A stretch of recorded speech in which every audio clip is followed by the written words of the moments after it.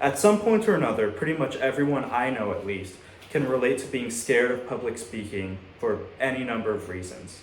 But picture this. You're set to speak in front of thousands of people, and it's on a sensitive topic, kind of controversial, kind of like civil rights in America in the 1960s. This was the situation that was being faced by Martin Luther King Jr. when he gave his famous speech, "I've been to the mountaintop."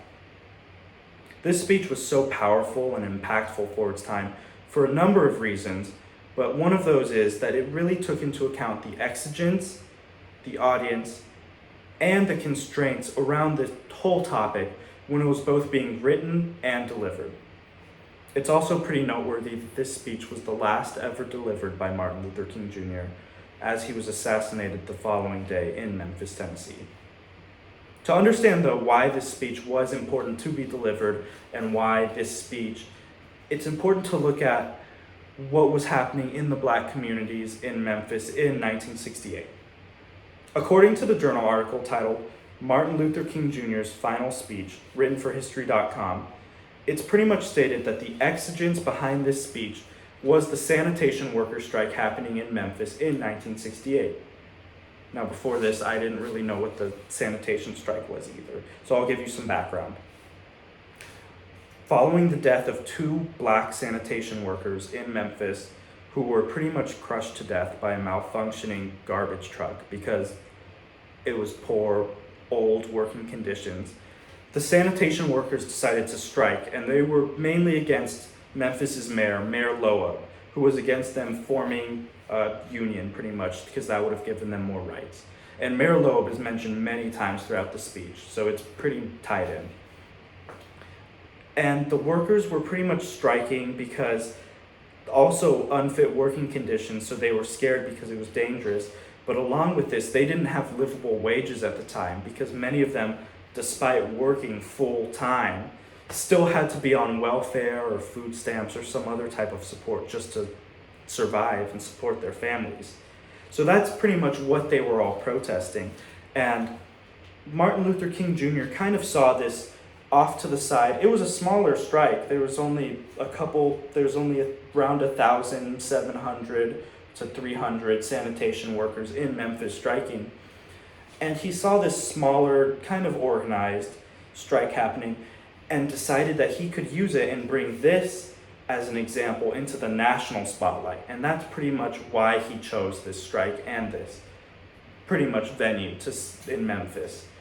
And it was pretty important at the time that he do this because it showed that despite the Civil Rights Act being passed years prior, there was still social and economic disparities between Black and white Americans. And putting Memphis kind of like in a spotlight was an easy way for him to demonstrate this and show that there still needed to be change. And this was pretty common at the time because most speeches given during the civil rights movement to audiences like this were mainly used as calls to action to pretty much energize the crowd into doing something, and this one was no different. But it's also important to realize that there had been previous attempts by the sanitation workers to strike in Memphis, but they had fallen on deaf ears or no major change had come out of them. So it was pretty obvious to Martin Luther King Jr. that there needed to be a bigger involvement in this. And that involvement comes through this speech. So according to the article titled, I've been to the Mountaintop, written by the Martin Luther King Jr. Research and Education Institute, the audience in attendance was around 2,000 primarily Black followers of Dr. King. And the speech was given at the Mason Temple in Memphis, Tennessee. So there's a couple important things in that. The first of which was that it was a smaller local crowd who was in attendance for this speech.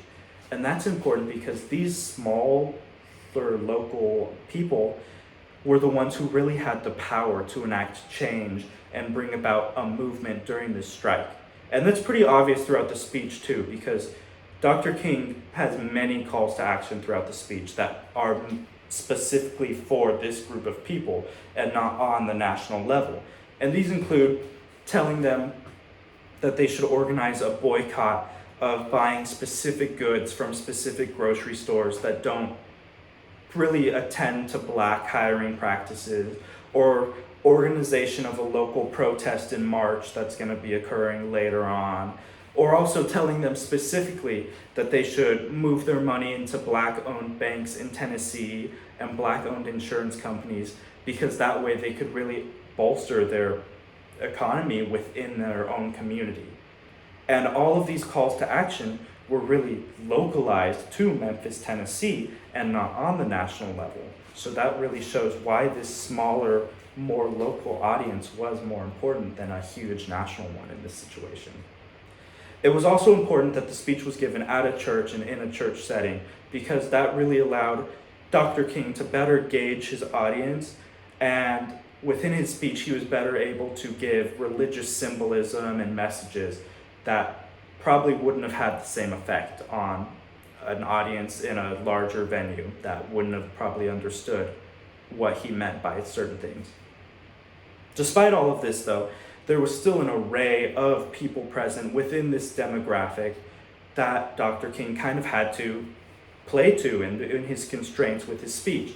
And some of these constraints also came from the time that the speech was given, because the speech was given towards the very end of the civil rights movement, and that's important.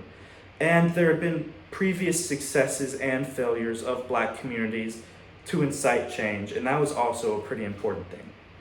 According to a source titled "The Memphis Workers' Strike," also written by the Martin Luther King Jr. Research and Education Institute, there had been previous nonviolent strikes that had pretty much failed by the Memphis sanitation workers, and that was important to consider when giving this speech on what they had to do different and how involvement had to be different in this scenario.